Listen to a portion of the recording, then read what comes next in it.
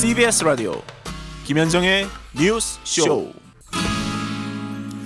자, 이번에는 정치권의 입장을 좀 들어보겠습니다. 여당 의원, 야당 의원 다 만날 텐데요. 먼저 여당 의원입니다.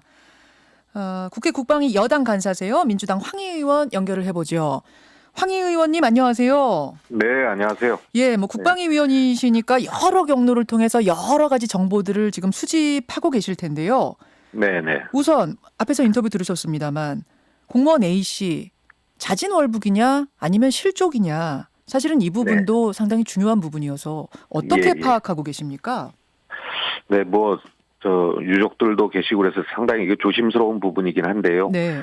국방부 보고를 받고, 국방부 보고 어제 또 비공개 논의까지 있었습니다. 여야 의원들 같이. 그래서 그런 첩보와 정황에 근거하면은 현재까지 국방부 보고에 의하면은 월북의 정황이 많다. 앞서 얘기한 것처럼 구명조끼를 입었다든가, 네. 아니면 이렇게 좀 개인 부유물 같은 거, 그게 뭐 튜브인지 뭔지는 모르지만 개인 부유물이라든가, 그 다음에 실제로 이제 월북 의사를 확인하는 과정에 여러 가지 첩보 정황들을 종합해 본 결과, 네.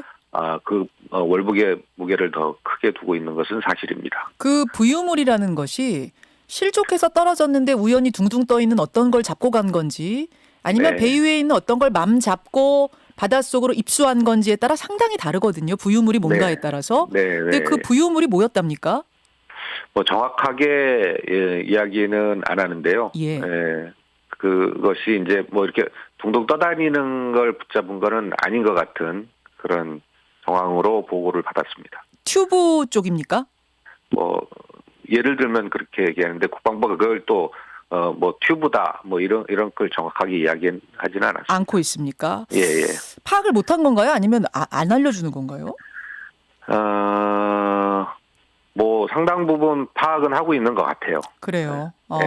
또 중요한 거는 이 첩보에 의해서 사실은 이 북한군이 이 씨를 발견한 그 순간부터 군은 지금 첩보를 다 입수해서 상황을 알고 있었던 거잖아요.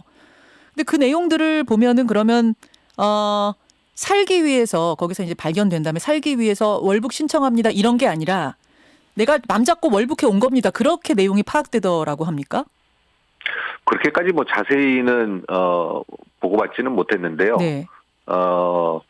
그런 정황들로 봐서는 이제 월북에 대한 이런 보고가 있었고, 여전히 일부 야당 의원님 중에서는 의구심을 떨치지 않는 분도 계시지만 많은 의원들이 거기에 공감했습니다. 월북 쪽이다라고 공감을 많은 분들이 하셨고, 황희 의원님도 이거 월북 쪽이겠구나 이런 느낌 받으셨단 말이에요. 예. 국방부 보고에 의해서요. 알겠습니다. 구명조끼 같은 경우는 사실은 배 위에 있는 선원들이 다 입고 다닌다고 해서 그걸로는 근거는 안 될 것 같고, 신발 얘기도 앞에 형님 얘기 들어보면은 물이 자작자작 차 있는 상황에서는 벗고 뭔가를 할 수도 있다. 그래서 저도 신발은 그런데 구명조끼 같은 건 평소에 입지 않는다고 그래요. 입고 다니진 않는데요. 그래서 그런 것들 추정으로 월북 얘기를 쪽에 황 의원님은 무게를 두신단 말씀. 근데요. 국방부 보고 자체가 상당히 공감이 갈만하게 보고가 됐습니다. 근데 의원님, 이게 자진월북이든 실족으로 거기까지 간 거든 우리 군은 경계 실패와 자국민 보호에 실패한 거 맞죠? 피할 수 없는 부분이죠, 당연히. 그렇죠. 북한군이 바다 위에서 이 씨 발견한 게 22일 오후 3시 반인데 우리 군은 그 시각에 이 씨라고 특정은 못했어도 바다 위에서 북한군이 누군가를 발견하고 접촉하고 있다는 것까지는 알았잖아요. 그리고 1시간 뒤에는 그 사람이 이 씨란 것까지도 알았다면서요. 그러면 항의를 하든 북한에 질의를 하든 경고를 하든 할 수 없었을까요? 근데 이제 아마 이런 게 있었을 것 같아요. 그냥 늘상 이렇게 월북을 하게 되면은 그 전에 어떤 여러 가지 케이스들, 그 다음에 시시각각으로 여러 가지 첩보를 종합할 거 아니겠습니까? 그런 걸로 봤을 때는 아마 국방부도 일이 이렇게 될 거라고 전혀 예상을 못했던 것 같고요. 그 다음에 이제 중요한 것은 우리가 마치 그 국방부가 첩보를 수집해서 그거를 분석해서 지금 전체적인 풀 스토리를 내놓다 보니까 이게 마치 그냥 전체적인 내용이 나오는데 이게 CCTV 보듯이 내내 지켜보고 있는 그런 상황이 아니거든요. 전혀 알 수 없는 상황에서 이렇게 여러 가지 경로에 따라서 첩보를 수집하고 이것들을 추측하고 예측하는 과정의 연속들이었기 때문에 네. 그 전에 어떤 여러 가지 행태라든가 북의 행태라든가 케이스라든가 이런 것들도 같이 종합돼서 사고하고 판단할 수밖에 없었을 것 같아요. 그래서 이게 쭉 예측되던 상황이 아니었던 것 같아요. 이런 만행까지 저지를 거라고는 전혀 예상 못했다고 군에서 얘기하고 있군요. 그 전에는 실제 국방부도 실족사라든가 네. 또 실종 자체에 무게를 두고 네. 구축함 한 20척 그다음에 헬기 동원해 가지고 우리 영내 수색을 또 엄청 하고 있었거든요. 네. 예. 그렇죠.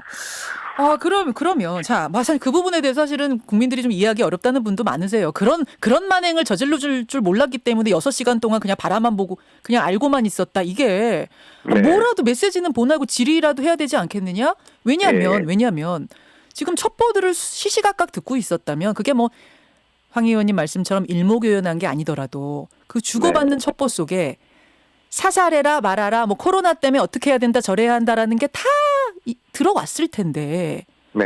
그럼 저 사람이 죽을 수도 있겠구나. 그럼 뭔가 일단 저지는 해야겠구나. 이런 생각은 왜 못했을까 싶어요. 여러 가지 한계가 있을 것 같아요. 먼저 말씀하신 것처럼 이거를 사살해라 해라 이런 첩보가 잡힌다 하더라도 네.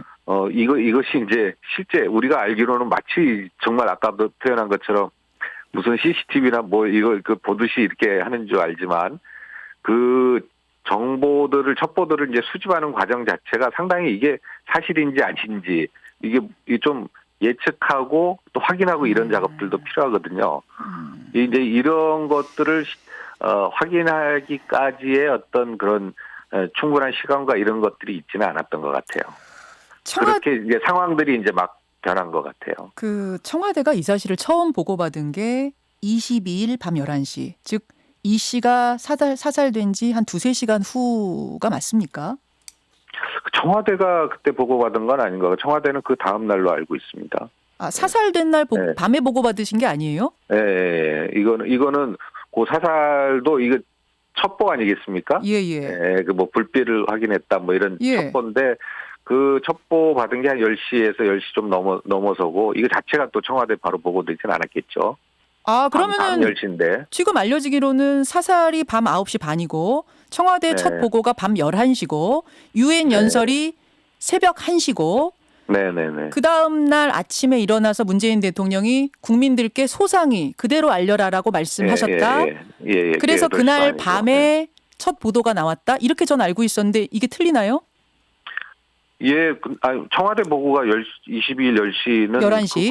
11시는 그 군의 첩보를 받았기 때문에 그 첩보 자체를 대통령께 보고하고 이러진 못하겠죠, 당연히. 아니, 그럼 대통령께서는 유엔 연설 끝나고 나서 들으신 거예요? 그렇죠. 근데 NSC 회의는 23일, 11시에 열렸잖아요. 23일 오전 8시 반에 대통령 보고를 받은 걸로 알고 있습니다. 대통령은 8시, 그러니까 청와대는 11시에 보고받고 NSC 회의 연 거 맞지만 대통령은 하룻밤 주무시고 아신 거예요? 그렇죠. 22일 오후 10시에 이 일이 벌어졌으니까 밤 10시에.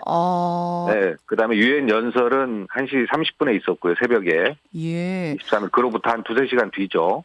아니 청와대 첫 보고가 밤 11시라고 해서 저는 그 청와대 첫 보고가 대통령까지 당연히 아시는 보고인 줄 알았는데 이게 첩보가 수집된다고 그래서 바로바로 이제 대통령께 보고하는 체계는 아닐 것 같은데요.